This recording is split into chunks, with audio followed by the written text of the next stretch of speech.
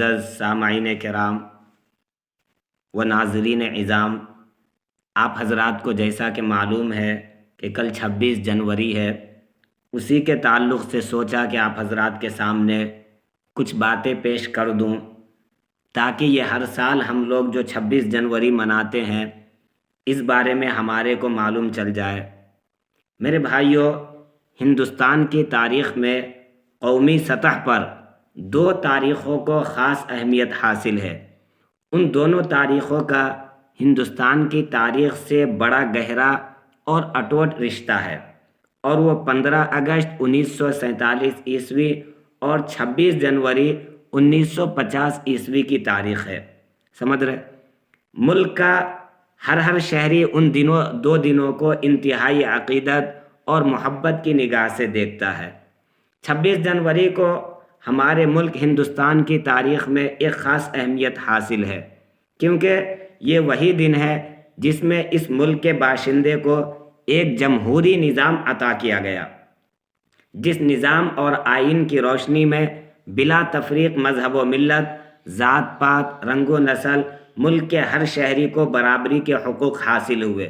کسی کو کسی مخصوص مذہب یا رنگ و نسل کی بنیاد پر آئینی اور بنیادی حقوق سے محروم نہیں کیا گیا۔ سمجھ رہے؟ یعنی کسی کو الگ نہیں کیا گیا کہ آپ جو ہے نا آپ کو یہ حق نہیں دیا جائے گا اور آپ کو یہ حق نہیں دیا جائے گا، بلکہ ہر مذہب کو اور ہر فرقہ کے ماننے والے کو ایک دم برابری حقوق دیا گیا اس ہندوستان کے اندر۔ یہی دستور کی اصل اور جمہوریت کی خوبصورت تعبیر ہے۔ لیکن اس کے ساتھ ساتھ میرے بھائیوں، اس جو 26 جنوری کو خاص طور سے جو ہمارے ہندوستان کا آئین اور جس کو قانون کہا جاتا ہے جو لکھا گیا، اور اس دن کو ہم لوگ 26 جنوری مناتے ہیں، لیکن میرے بھائیوں اس آئین کو لکھنے کے لیے اور اسی طریقے سے 15 اگست کے دن جو ہمارے اکابر علماء کرام نے کس طریقے کی قربانی پیش کی ہے، وہ جب ہم بیان کرتے ہیں تو ہمارا سینہ باہر آنے لگتا ہے اور کیا کہتے ہیں کلیجہ باہر آنے لگتا ہے۔ حضرت شاہ عبدالعزیز محدث دہلوی رحمۃ اللہ علیہ نے سب سے پہلے انگریزوں کے خلاف علم جہاد بلند کیا تھا، سمجھ رہے؟ اور پھر اس کے بعد دلی کے اندر جو ہے نا تمام کے تمام مسلمان اور خاص طور سے علماء کا جو طبقہ تھا وہ سب کے سب آگے بڑھا۔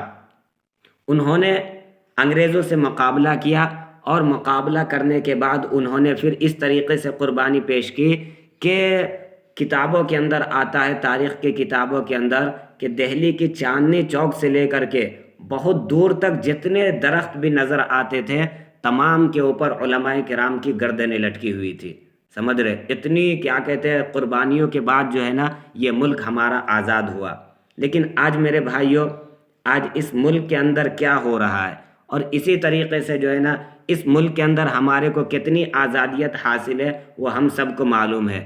ہم سبھی حضرات، میں آپ سبھی حضرات سے گزارش کروں گا کہ آئیں پھر سے ہم سب کے سب متحد ہو جائیں، اور وَاعْتَصِمُوا بِحَبْلِ اللَّهِ جَمِيعًا وَلَا تَفَرَّقُوا، جو قرآن کریم نے بتایا ہے کہ اللہ تعالیٰ کی رسی کو تمام کے تمام لوگ مضبوطی کے ساتھ پکڑ لو اور تفرقے بازی مت کرو۔